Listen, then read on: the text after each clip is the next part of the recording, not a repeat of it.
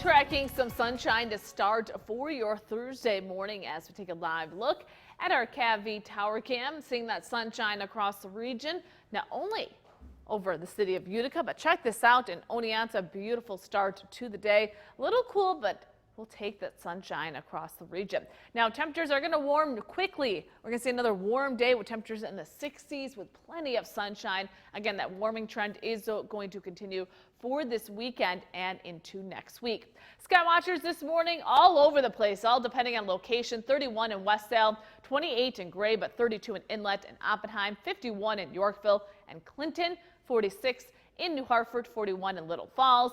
The same story across the southern valleys, 30 in Lawrence, 31 in Morris, 38 in Milford and Edmondson, 41 in Hartwick and 42 in Cooperstown. Everybody will be warming up into the 60s, not only for today, but as we head towards the rest of the work week and into the weekend. And just to put it in perspective, our average high is actually 50 degrees. So we're going to be well above average throughout the rest of the week.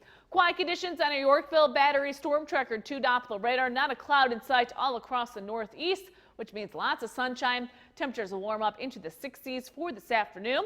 For tonight, same situation. We'll drop back into the 40s as we head towards Friday morning. Friday, mostly sunny skies with temperatures once again warming up into the 60s as we head towards Friday afternoon.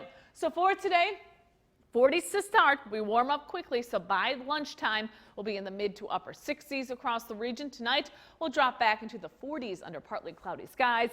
And taking a look at the rest of your forecast for tomorrow, mostly sunny conditions. Temperatures in the mid 60s. We'll stay in the mid to upper 60s as we head towards the weekend. Thank you, Jill. The YWC